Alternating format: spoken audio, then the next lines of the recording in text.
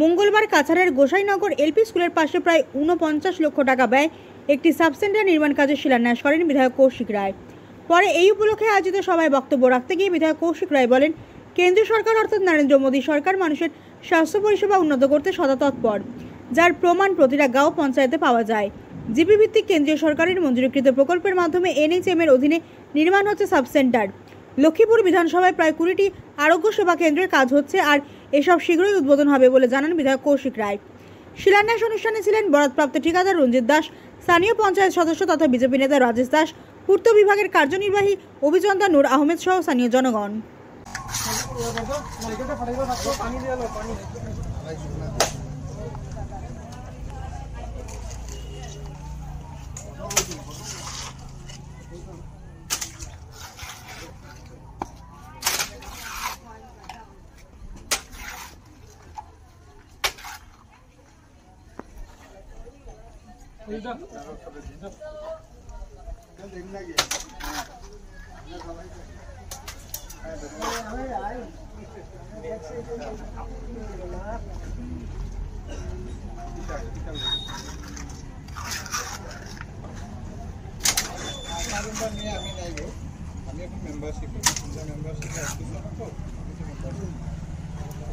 सामने बढ़ाई दो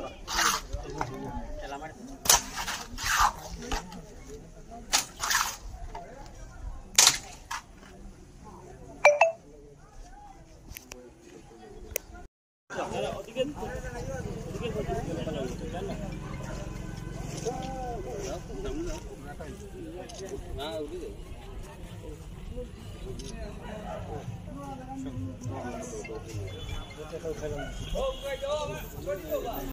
লক্ষ টাকার মঞ্জুরিকৃত এই গোসাইনগর সাব সেন্টারের আমরা শিলান্যাস করেছি। ন্যাশনাল হেলথ মিশন থেকে কেন্দ্র সরকারের যোজনার অধীনে আমরা এই টাকা পেয়েছি।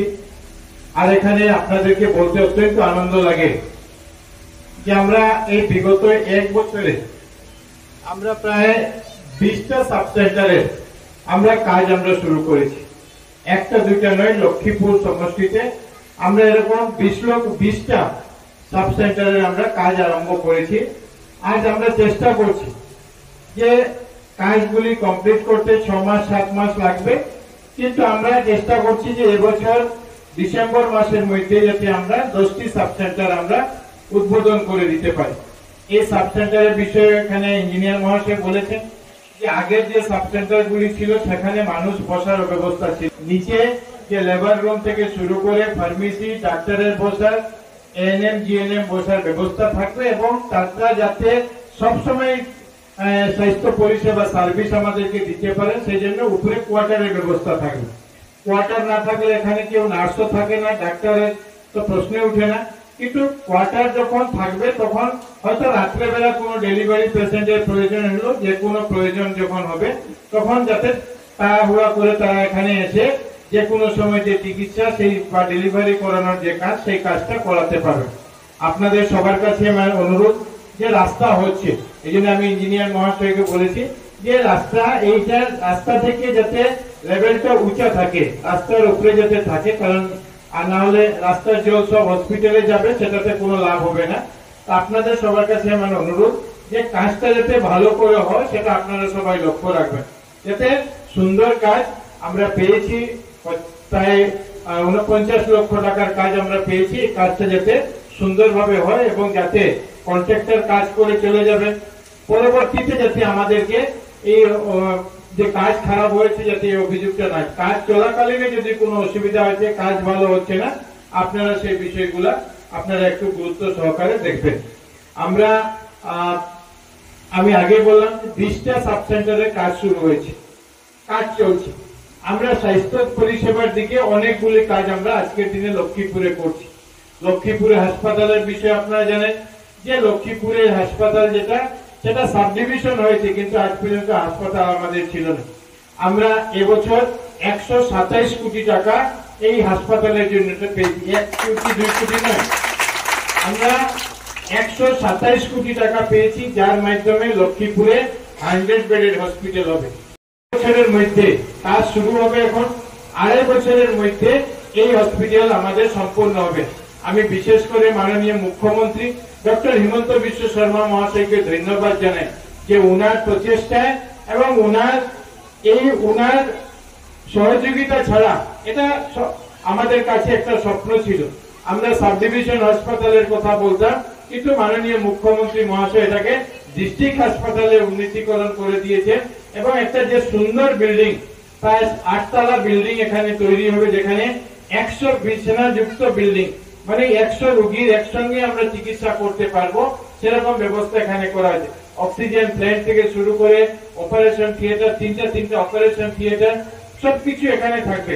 যে আমাদের এখানকার লক্ষ্মীবে হাসপাতাল নির্মাণ হওয়ার পর এখানকার রোগীদেরকে আমাদের শিলচর মেডিকেল কলেজে আর যেতে হবে না, আমরা আমাদের সেই চিকিৎসা আমরা আমাদের এই বিধানসভাতে আমরা করাতে পারবো।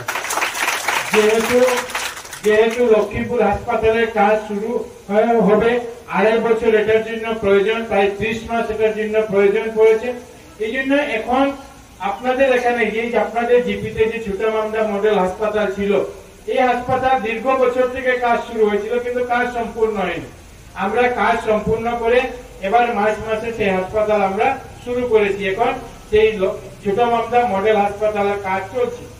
লক্ষ্মীপুর হাসপাতাল যতদিন সেখানে কাজ চলবে, এই পুরো লক্ষ্মীপুর হসপিটালকে এখন ছোটামামদাতে নিয়ে আসা হয়েছে।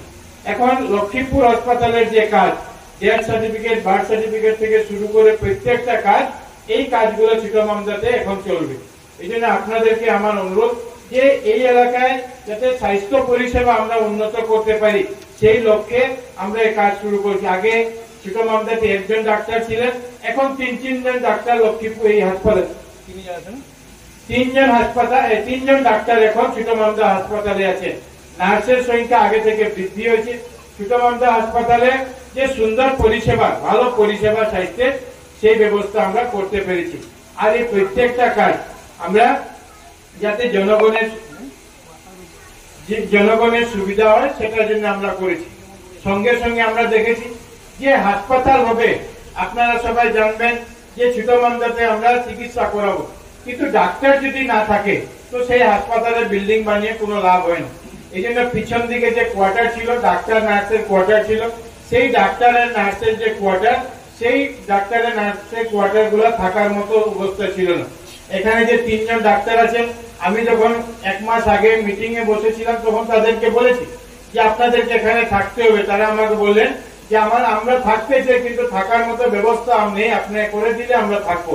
আমরা এর 1 সপ্তাহের মধ্যে প্রায় 40 লক্ষ টাকা আমি দিয়েছি, আর যেটার মাধ্যমে 4টি ডক্টরের এবং 4টা নার্সের কোয়ার্টার তৈরি হচ্ছে, যাতে রাত্রেবেলা যখন আমরা যাব, সেই ডাক্তার নার্স যাতে সেই চিকিৎসা আমাদেরকে করাতে পারে। আগামী 1 মাসের মধ্যে সেই ডাক্তার নার্সের কোয়ার্টার গুলো সম্পূর্ণ হয়ে যাবে। আমরা চেষ্টা করব যে পুজোর আগেই সেই ডাক্তার নার্সের কোয়ার্টার গুলো যাতে আমরা উদ্বোধন করে দিতে পারি, যাতে ডাক্তাররা এখানে থাকতে পারে।